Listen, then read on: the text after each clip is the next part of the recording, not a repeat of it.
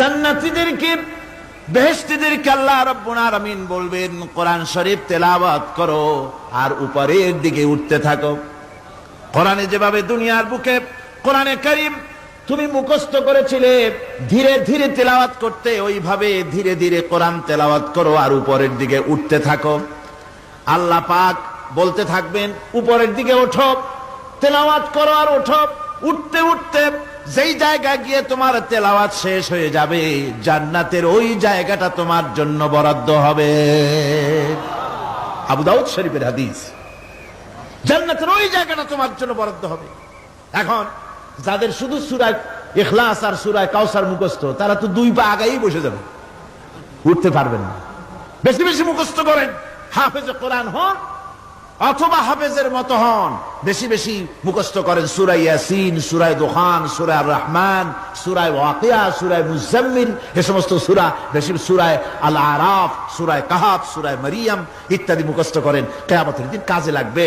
জান্নাতের অত উঁচায় উঠতে পারবেন। হাফেজে কোন জায়গায় যাবে? সুবহানাল্লাহি ওয়া বিহামদি। 30 পারা কোরআন যার সিনার ভিতরে, জান্নাতের কোন জায়গাটা আল্লাহ তাকে বরাদ্দ করবেন? সুবহানাল্লাহ, সুবহানাল্লাহ।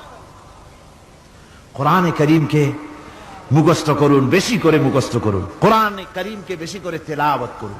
এই কোরআনে কারীমকে যারা বেশি করে তেলাওয়াত করবে, তেলাওয়াত করতে গিয়ে যারা আল্লাহর কাছে কিছু চাওয়ার সময় পাবে না, তাদের সম্পর্কে রাসূল করিম সাল্লাল্লাহু আলাইহি ওয়াসাল্লাম বলেছেন হাদিসে কুদসি।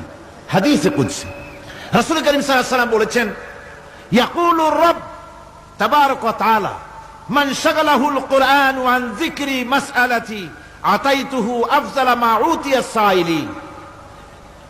আল্লাহর নবী বলেন, আমার আল্লাহ পাক বলেছেন, কোরআন তেলাওয়াত করতে গিয়ে যারা ব্যস্ত থাকে, কোরআন তেলাওয়াত করতে করতে যারা আমার কাছে হাত পেতে কিছু চাওয়ার সময় পায় না, যারা আমার কাছে হাত পেতে কিছু চায়, তাদের থেকে তেলাওয়াতকারীদেরকে আমি রব্বুল আলামিন বেশি করে দেই। সুবহানাল্লাহ। কোরআন তেলাওয়াত করতে করতে যারা আল্লাহর কাছে হাত পেতে চাওয়ার সময় পায় না, আল্লাহ পাক বলেন যারা চায় তাদের থেকে তেলাওয়াতকারীকে আমি বেশি দেই।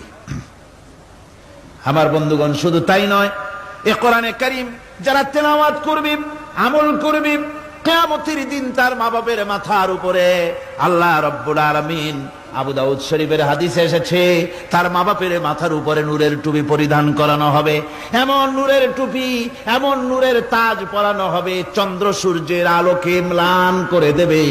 হাসরবাসীরা প্রশ্ন করবেন, এ লোকটি কে? কোন ফেরেশতা নাকি বলে না, কোন নবী নাকি বলে না, তবে কি ইনি কে?